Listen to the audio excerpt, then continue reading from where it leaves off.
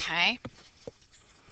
So remember that Newton's method is this way of taking an initial guess to something, a root to an equation, I guess, and then refining it by making a correction factor. And I just want to talk real quick about one more way, because we talked about finding the roots of the equation. We talked about finding the something root of a number.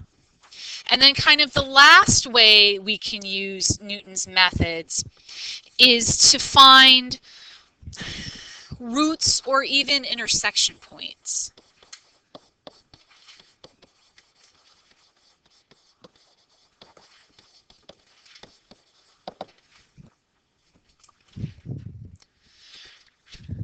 And we're not going to do this the whole way through. We're just going to look at it.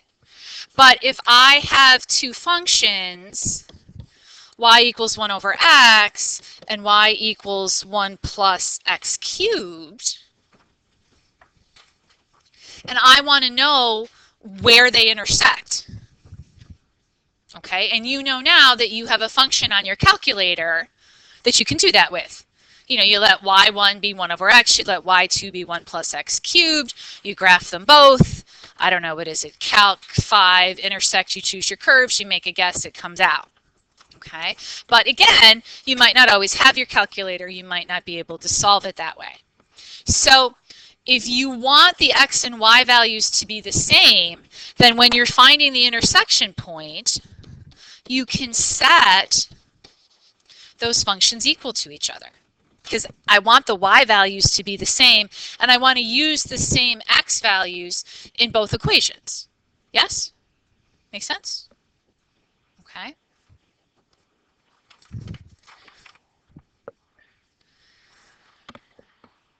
So if I manipulate this a little bit and bring the 1 over x to the other side, I've got 0 is 1 plus x cubed minus 1 over x.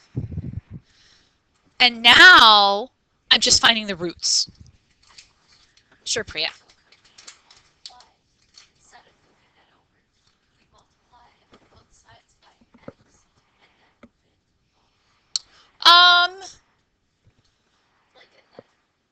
Probably. You'd probably get the same thing if you did that.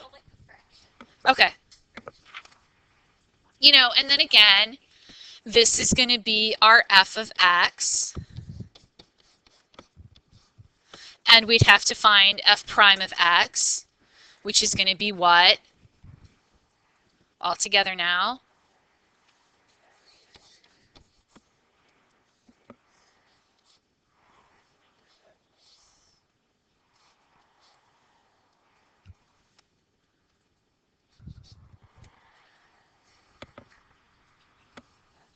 Oh, come on. 1 over x, right? So this is negative x to the negative 1. So when I take the derivative, I bring my negative 1 down, so that gives me positive x to the negative 2, which becomes 1 over x squared. Okay. All right. So we'd have this, and then just like we were doing yesterday with Newton's method, we'd make some initial guess. You can graph it. I think I let my initial guess be 1, and then you just go through. x2 is going to be x1 minus f of x1 over f prime of x1, and you just keep going until you get an agreement among the decimal places to whatever you're told you need to have it to. Okay? So I don't want to spend a lot of time on this because once you walk through the Newton's method a couple times, it makes sense. I just wanted to show you that here's another way you could use it. All right? We good? Questions? Okay. All right, then let's start 5.6. Like I said, I really don't think that we're going to finish it between today and tomorrow. I have hopes that we can get kind of far. But those of you who will be here next week, we will have the quiz on Wednesday. The homework is due on Tuesday. I think I have all that on Edline. If you want to turn stuff in before, do what you got to do. If not, you have to take the quiz when we come back. Oh, did I say Edline every time? Well, yes. Only when I'm not thinking about it. Viva la Edline. All right, so related rates.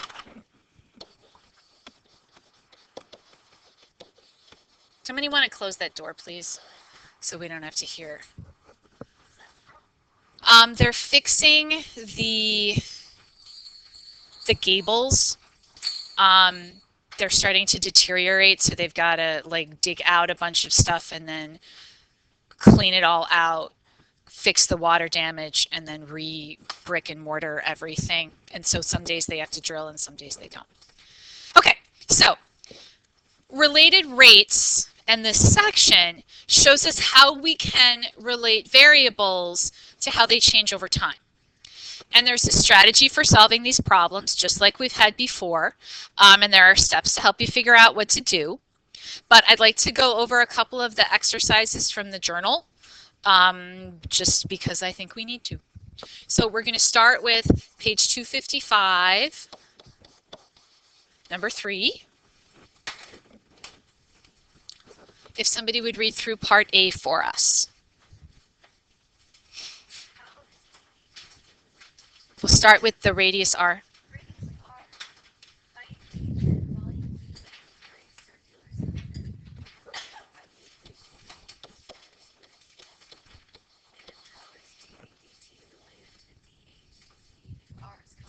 Okay. So we've got a whole bunch of variables here, things that can change. And certainly if we change r or h, v is going to change. Okay.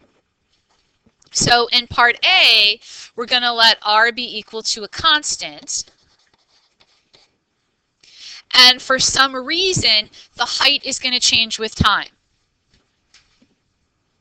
Maybe it's some kind of pump, and there's a cylinder, the cap to the cylinder rises up and the volume changes, and then the cap of the cylinder gets pushed down and the volume of air decreases. Okay, Priya. So couldn't you just substitute dH dt for V? No, we're going to have to take the derivative. Okay. With respect to time of everything that isn't a constant. Okay. So I've got my equation here, and I'm going to take the derivative. So I get dv dt, because now I don't want to know how v varies with respect to h or r. I want to know how it varies, how it's going to change as time goes on. So I'm going to take the derivative of everything with respect to time, which is a little different than what we've done before. Okay. So if r is a constant, then my pi r squareds just sit there. Okay. And then how do I take the derivative of h with respect to time? dh dt. Okay, and use kind of it, again, we're using a chain rule here because everything that changes is a function of time. Okay, so here again, remember our cylinder has some fixed radius, but for some reason the height is changing. Like I said, maybe it's some kind of a pump that moves up and down. Okay. All right, how about part B? What changes in part B or doesn't change in part B?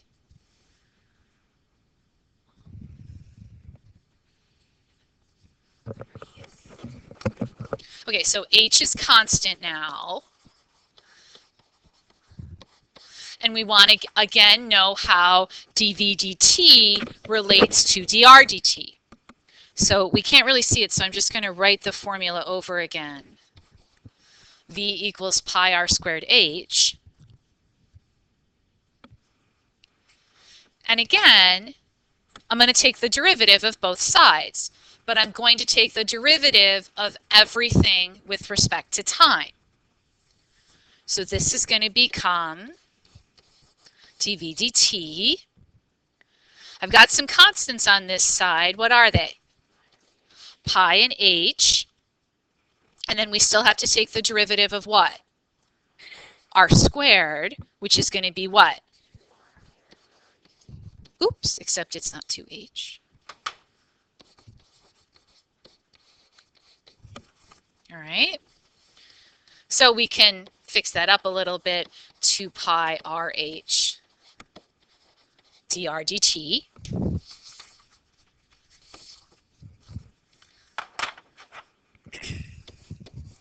And then finally, what are we supposed to do in part C?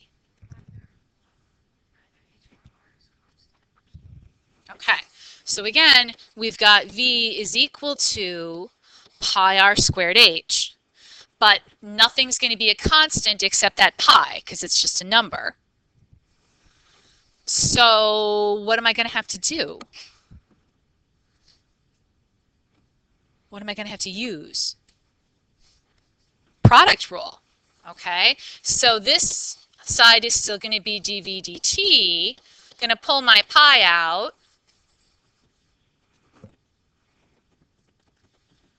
And now what am I going to do? Okay, so we're going to take the derivative of r squared times h. So what's the derivative of r squared? dr dt, good, plus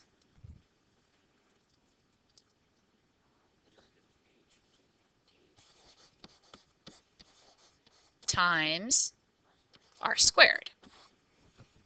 Okay. So for some reason, I like this particular one to look like two terms. So we're going to do 2 pi hr dr dt plus pi r squared dh dt. Okay? Makes sense? Just kind of a basic, this is how we're going to have to take these derivatives. And when we're talking about related rates, we're almost always talking about things varying with respect to time.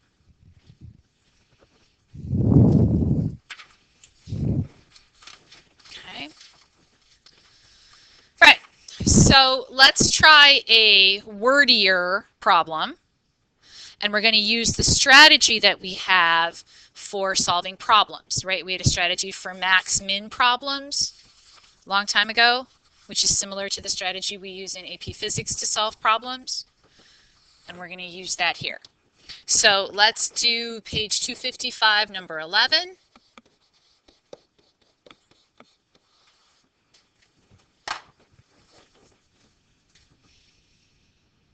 If somebody would read it for us, please.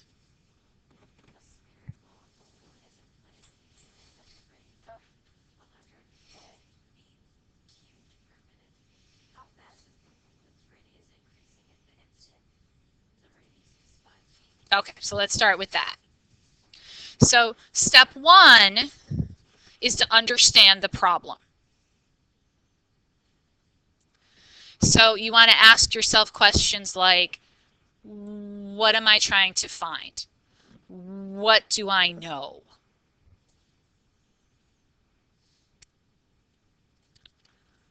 So what are you trying to find?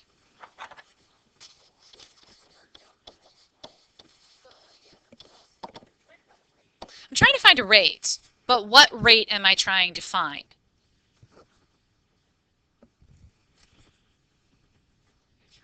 Not the volume. What, Sarah? Nope. I'm trying to find everything with respect to time, but I want to know what am I looking for to change? The rate at which the radius changes. So what's the symbol that goes with that? No. What's the rate at which the radius changes? No. No. dr dt. Thanks, Alf. So we're supposed to find dr dt when something else is true, or when there's a condition on there. What's that condition? When the radius is 5 feet.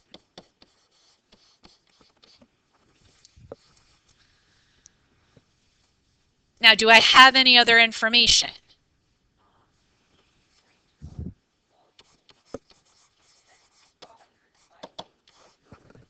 so how do I write that piece of information that I know? I have to give it a variable, or I have to give it a label. Yup, is going to be equal to what?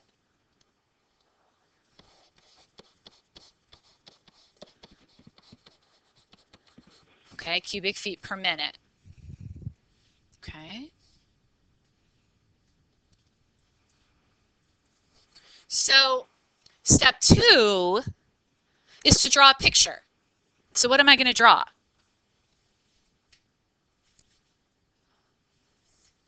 Probably a sphere. It's going to look like a circle because I can't draw in 3D very well, certainly not spheres. And it has some radius r and some volume v, and those two things are going to interact with each other. As I make r bigger, v is going to get bigger. As I make v bigger, probably because I'm pumping air into that helium balloon, r is going to get bigger because those two things are related to each other.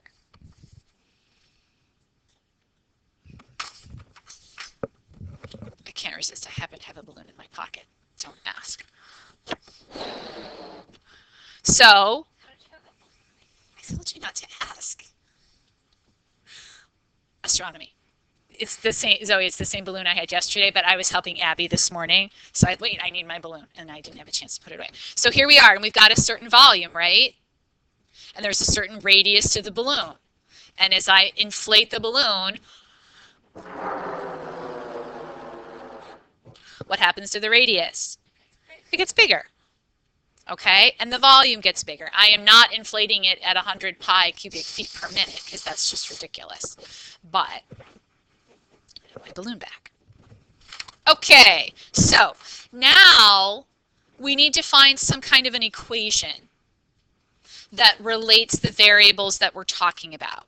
So we want an equation that's going to relate v and r, that I'm eventually going to take the derivative of. So what kind of equation relates the volume of a sphere to its radius? Not the velocity. The equation for the volume of a sphere. What's the volume of a sphere?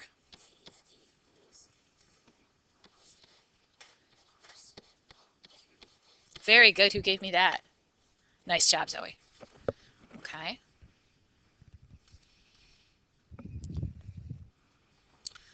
So if what I'm looking for is dr dt, what am I going to have to do with my equation for volume? Not necessarily. I need to take the derivative, okay?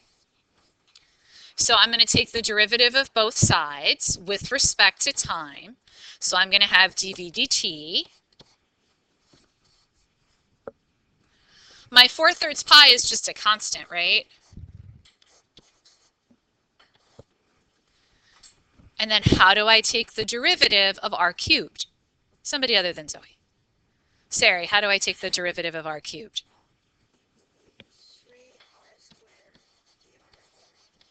Excellent.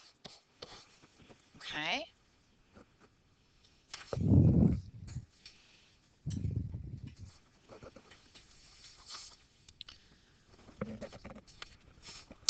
And then we need to substitute in what we know and solve for what we're looking for. So I know that dv dt is what? 100 pi feet cubed per minute. I can cancel those 3's, right? Okay. So I've got then 4 pi. What's my radius? 5 feet. Remember, I square the feet too. And then I'm looking for dr dt.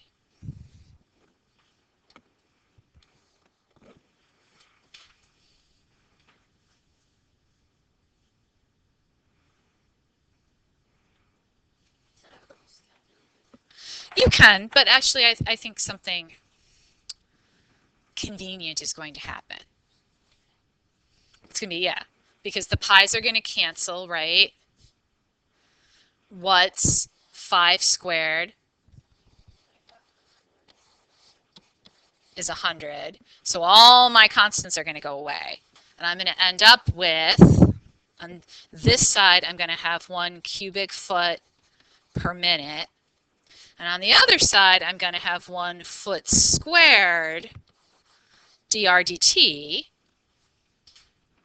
because I had this foot up there from the 5 feet, and I have to square that when I square the number.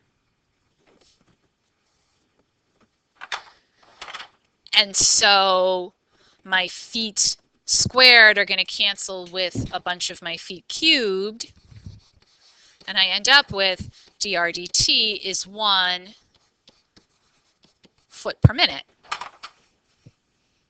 And the units seem to work because dr dt, that's going to be a linear change per time, and feet is going to be my linear unit.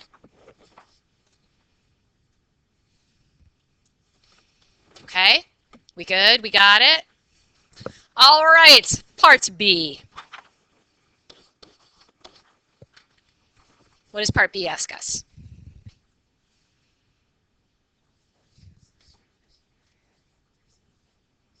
Okay, very good.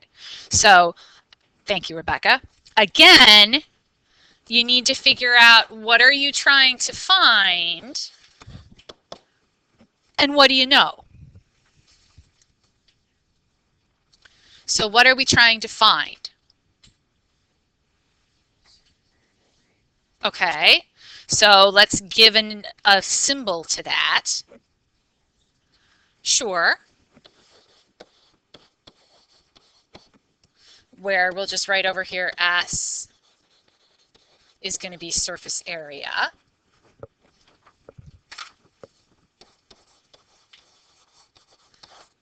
And what do I know? Oh, and I want to find this dsdt when what?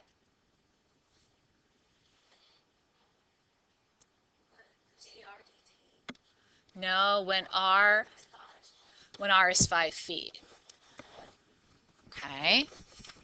Because the volume, the dv dt for volume had r in it. So the rate at which the volume changes depends on the size of the balloon, which kind of makes sense if you think about it. Because the bigger it gets, it makes sense if you think about it. Okay, so what kind of things do I know?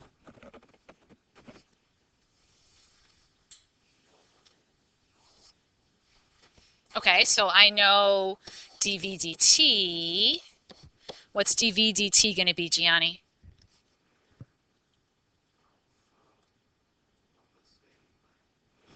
(100 times pi feet cubed per minute). Right, that was the original. And then what's the other thing we know? There we go, which I think was what Gianni actually gave me, was 1 foot per minute. Okay. So I'm supposed to draw a picture. So again, what's my picture going to look like? A circle with, again, some radius r, but now I'm trying to find S, which is the surface area.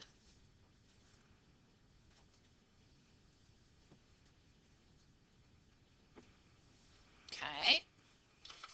And I have to find some kind of equation that's going to relate all the stuff that I have. Right? So what's the equation that's going to relate all the stuff that I have? The surface area of a sphere. And what's the equation for the surface area of a sphere? Who is this?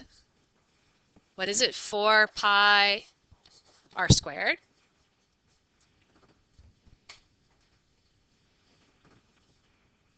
Which, interestingly enough, is the derivative of the volume if you figure out dv dt. Just saying. It'll be even more interesting when you integrate over the surface area and find the volume. Just saying. Okay. All right, So what do I do next? I want to take the derivative of both sides. So I'm taking it with respect to time, so I've got ds dt. And then what am I going to get on the other side?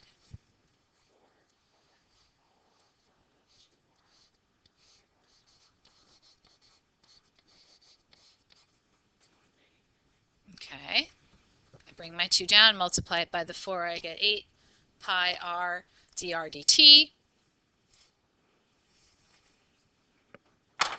And then what do I do?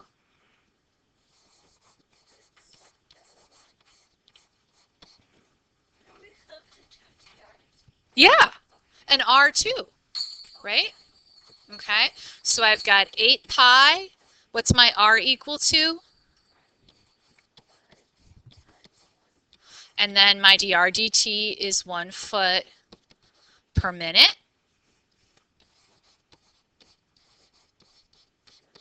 Yeah, exactly. That'll give us feet squared per minute, which is the unit that we want.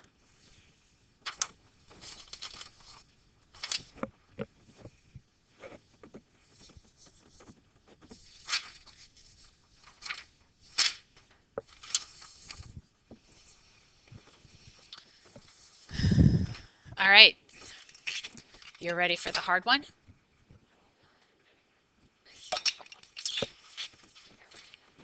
You're going to have to do it anyway. You will have to do it anyway. All right. Page 256, number 13.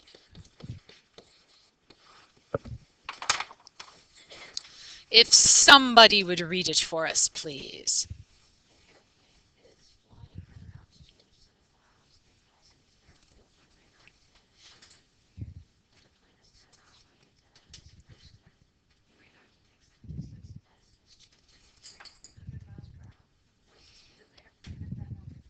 Okay. So we're going to need a picture here. So here's going to be X. Here's going to be Y. I'm going to put my radar antenna at the origin.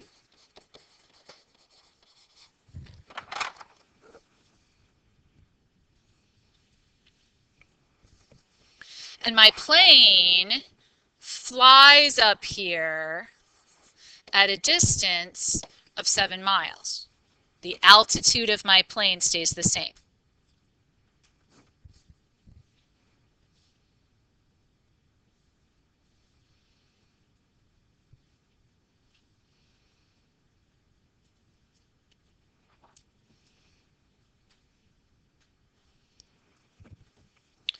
But at some point, my plane is over here. And when my plane is over there, it's at a distance s from the radar station.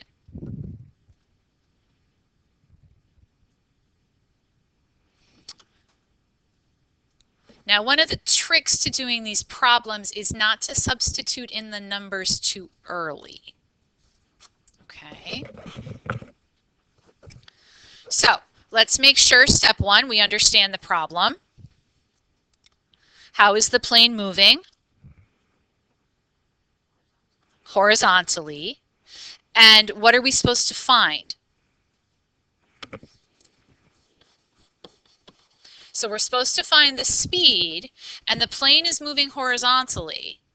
So what variable is going to give me the speed of the plane?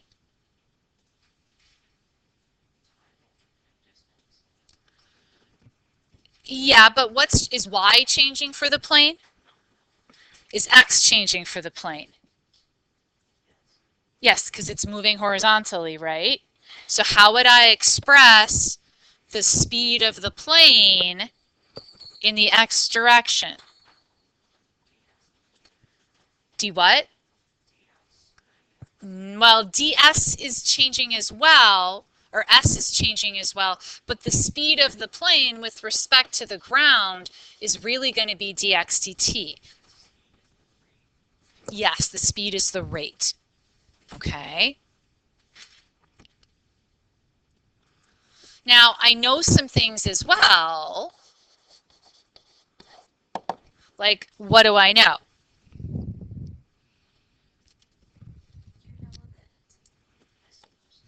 Okay.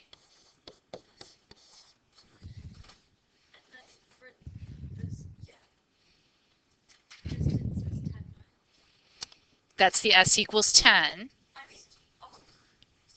Yep, dsdt is equal to 300. Good. And there's one more thing that I know. What does that 7 miles mean? Yeah, but I need a variable. I need a something that goes so I can say blah, blah, blah is equal to 7 miles.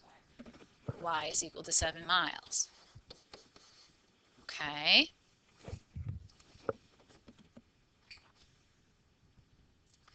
So the next step would be to draw and label a picture, but I've already done that. I will tell you that this is going to be my x direction, and that's going to be my y direction, or my y variables. Okay. So now I've got to write an equation somehow and differentiate. So what kind of an equation can I find that helps me find the thing that I'm looking for, which is the dx dt, but incorporates the stuff that I know?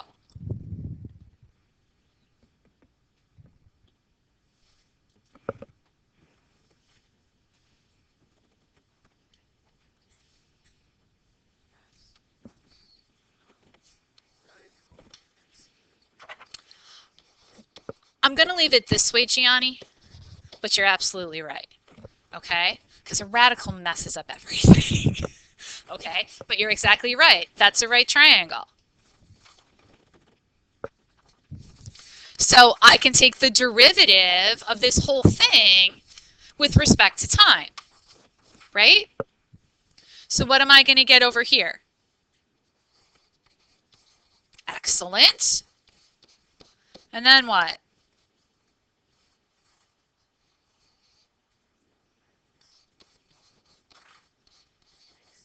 Yep. Come on, Casey, finish it off.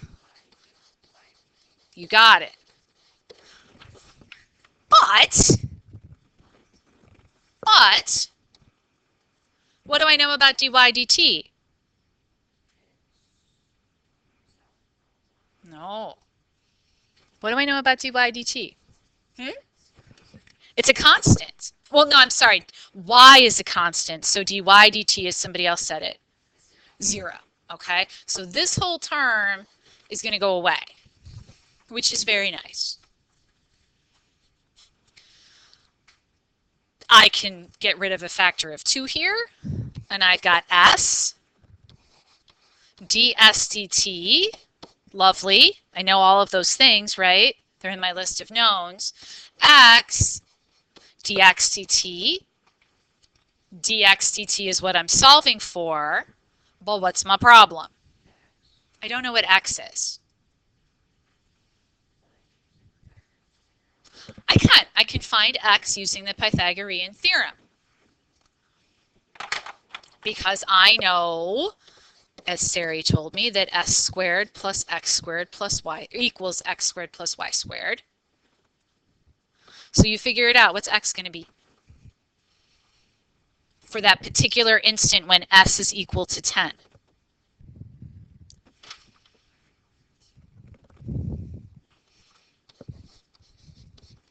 Okay. So we can substitute that in. Actually, what I'm going to do is rewrite this so that I've got dx dt, which is what I want, is s over x ds dt. I can sub in. So what's s? 10. X is radical 51. And what's ds dt? 300.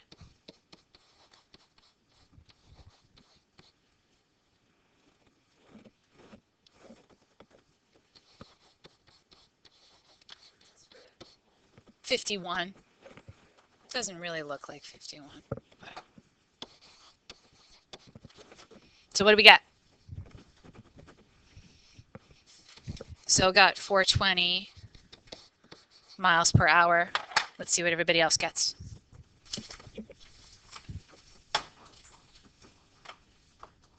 Okay, well, we'll round it to 420, 421. I can live with that. Okay, probably depends on when you take the radical 51. All right, we will continue this tomorrow. Have a lovely day.